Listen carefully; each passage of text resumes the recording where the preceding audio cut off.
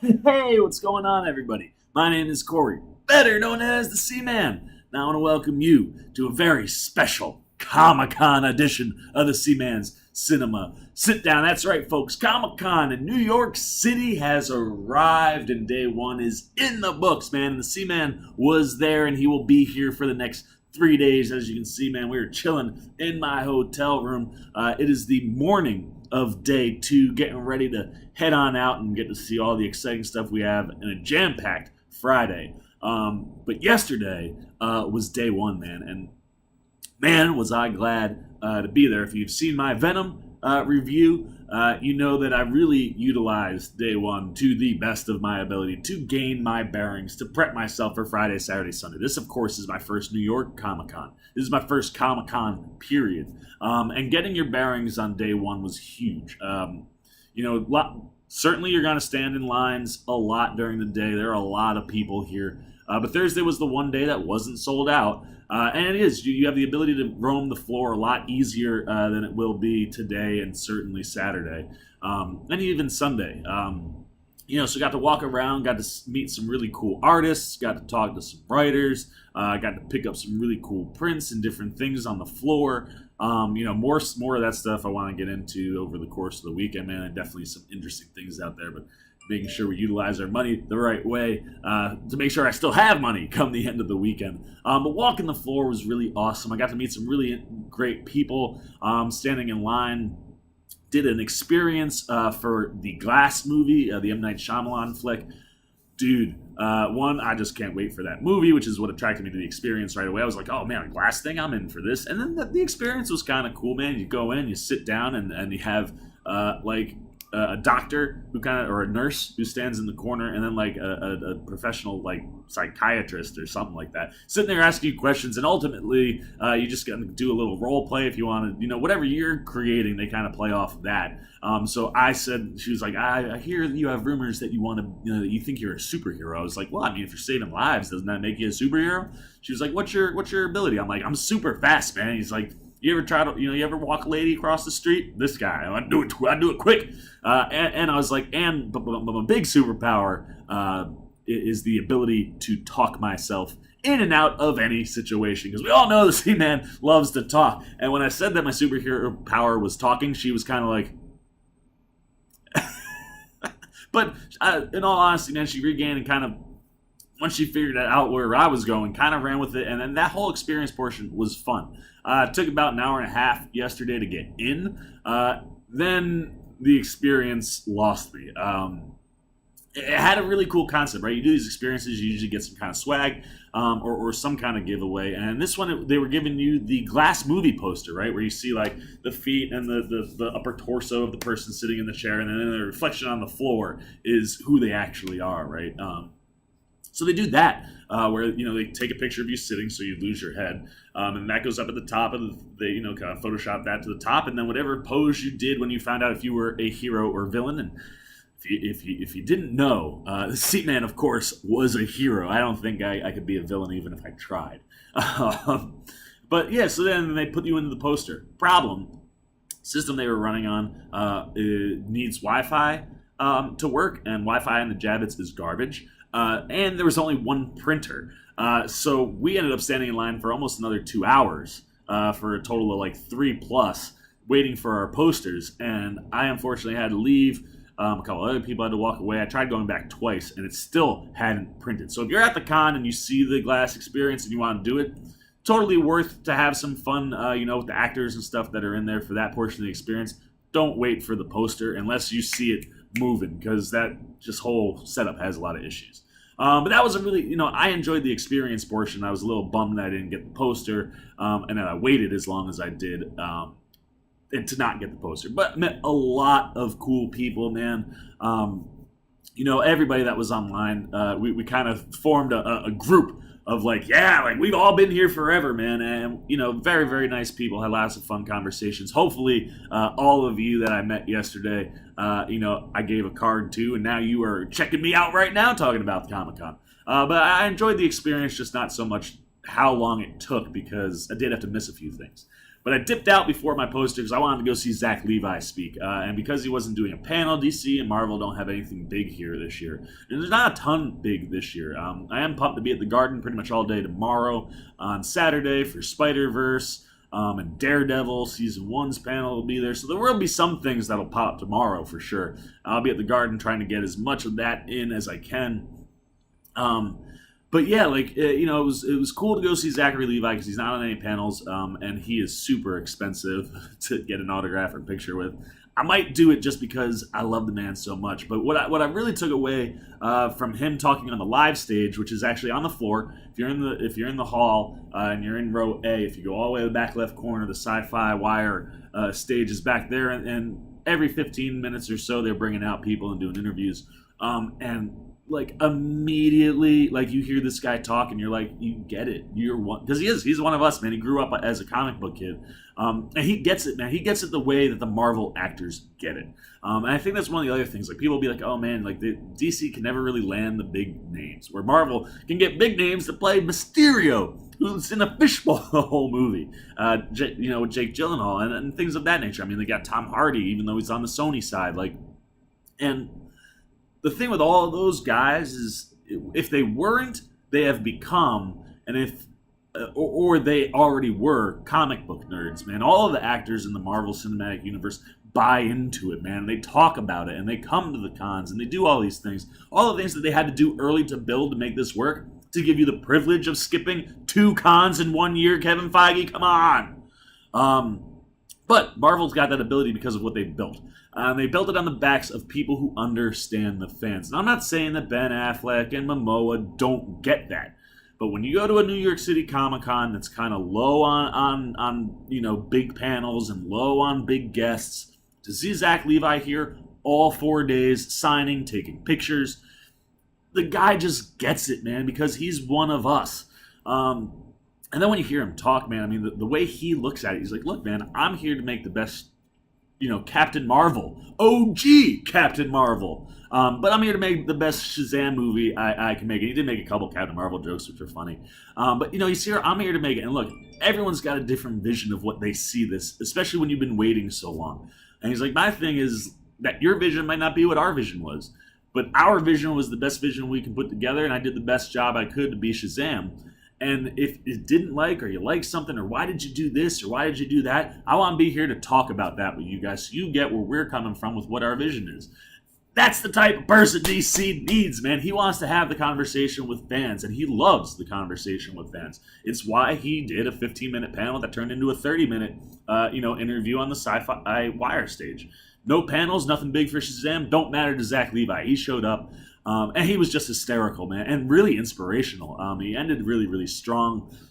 He dropped one line that I was like, oh man, that's just brilliant. Where he said, he was talking about how now that he's a superhero, and he's been in the gym for a year, he's like, I get women, and the comparison thing, man, because now I walk by and I see Chris Evans, I'm like, oh man, am I big enough? I don't know.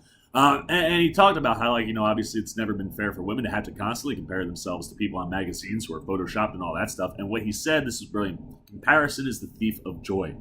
Oh, dude, man, not only are you talking comics, not only are you being funny, man, but you're dropping, some real stuff. And he ended his bit kind of, telling everybody, go out there, man, and love yourself. Because he was talking about therapy. He's went and saw a psychiatrist, and, he's like, or a therapist, he was like, it's the best self-love that you can give yourself to if you're going through anything, you're not going just to have that person to talk to. And he's like, it's the best self-love you can give. So make sure you always love yourself. I was like, man, this guy is just everything that you want, man. He gets the people. He was talking about, just the relationship with Billy Batson and the changes they made. And to hear him kind of explain what they were doing, if you weren't in, you should be in now. So I love Zach Levi. I was really glad that I was able to see him speak. And then, I didn't really get to do any other panels because there wasn't anything too big yesterday. And some of the things that were big kind of overlapped to either when I was standing in line and missed them, or when Zach was talking, I didn't want to miss that.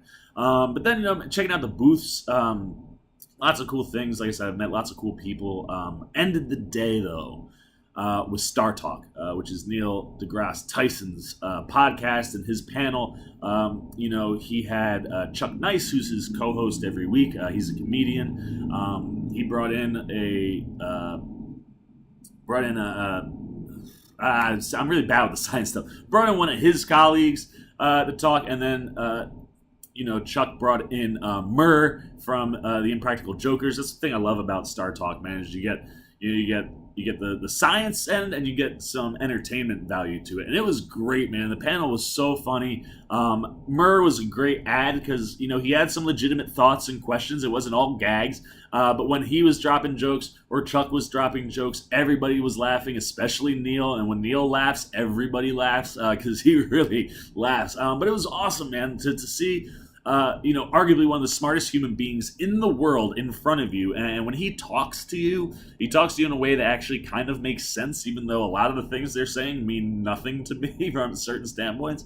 But he makes you feel intelligent when he talks. And the whole panel did a good job of that. And it was a lot of fun. They have a lot of fun with each other. And the subject matter, the way NDT tied in Comic-Con was just brilliant, man. The first segment, they talked about time travel and how it is theoretically possible in the version that's been presented in Doctor Who. Crowd went wild for that.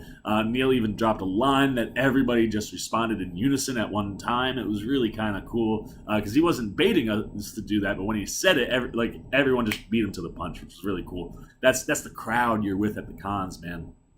Then second segment, they talked the quantum realm of Ant-Man and talked about whether or not it's physically possible to shrink down a person, how that could break the universe if you change certain variables and things. So really, really cool conversation that ultimately, said, yeah, like you could find a version that works that way. For Doctor Who, you can find a version where if you tweak the right things, it might be hard, but you could have a theory that would work that would apply to Ant-Man. And then we ended it with the idea of, multiple dimensions or universes, talking Stranger Things in the Upside Down.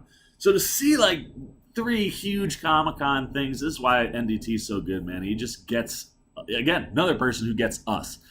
Because he is, that's why I was telling him, I'm just like, why was he there? I'm like, well, he's an astrophysicist that makes you the biggest nerd in the room any time of day, and he gets pop culture stuff. I love NDT, and that the way to handle that panel that way was really, really engaging for our crowd. And then he wrapped up his panel. His birthday is today. Happy 60th birthday, Neil deGrasse Tyson, Dr. Tyson. Happy birthday, man. And he wrapped it up by reading an open letter that he posted on social media to NASA, who shares his birthday week with him. He was born the week NASA came into existence, which, when you know who NDT is, it's such a cool story. And he wrote this wonderful 60th birthday open letter to his birthday buddy. And it was beautiful. It was so well worded. It was so poignant.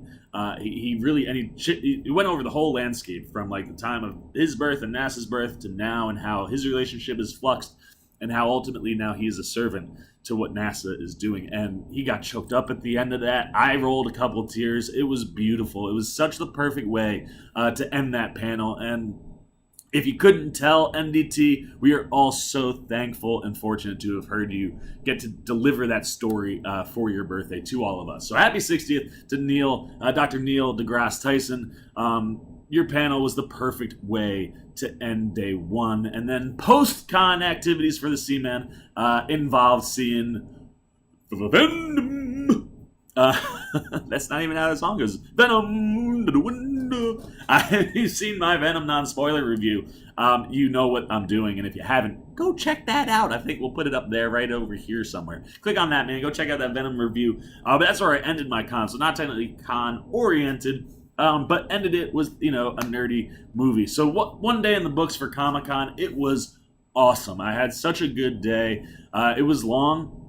And it certainly mentally, I think, and physically prepped me for what I am getting ready to hop in the shower and head to right now. So I'm super stoked for day 2 at Comic-Con. As always, man, make sure you're following me on social media at cinema_sitdown on Twitter and Instagram. I put up a couple things on Instagram yesterday. I'll probably put up more. Hopefully put up some more today, but Twitter, certainly follow me there. Putting up everything I got on Twitter, and then we'll move it over to Instagram if we haven't already. So there you go, man. Day 1 of Comic-Con is in the books. We were getting ready for day 2 of New York Comic-Con. So excited to keep going throughout this weekend. Hopefully now as we hit Friday and Saturday, we'll get a couple more newsworthy elements, to kind of drop some stuff that we learn about hopefully upcoming projects and things. Other than that, man, it'll certainly just be a load of fun. So hey, man, if you're at the con and you see a tall, goofy mofo like me walking around, I think today, let's see, what shirt am I going to put on today? I haven't decided. Oh, here, let's see. If you're walking around the con today, man, and you see me in, let's do this. It's bright, it's green. You see me, boom, in my tie-dye Rick and Morty shirt. Come over, say hi, be like, yo, C-Man, what's up? Come say hi if you see me walking around the con. Otherwise, if you're there, man, just enjoy taking all of the experiences, all the culture, and also while you're standing on all those lines, take time to meet people, man. If you're sitting in a crowd, say hi to the person to the right and the left of you. There are a lot of awesome people here, and everyone that I met yesterday, I was super, super happy to meet, whether they were professionals or just, people walking the floor. So if you're here, make sure you enjoy all of it, including your fellow conners. Just have a good time. Be safe out there. And like I said, if you see me, feel free to come say, yo, C-Man! I would love to get that. So there you go, man. That's it. Day 1 coverage wrapped up. Getting ready for day 2 right now. If you enjoyed this video, please give me a thumbs up. If you're new here, hit that subscribe and little bell so you get alerts every time I make a new video, especially to see all of my Comic-Con coverage. That's it, man. That's all we got to do for the C-Man's Cinema Sit-Down. Day 1 in the books. Day 2 getting ready at New York Comic-Con. I am the C-Man. I'm signing off. Peace. Wanna do more with the C-Man, you can see this video or this one. And don't forget subscribing over here.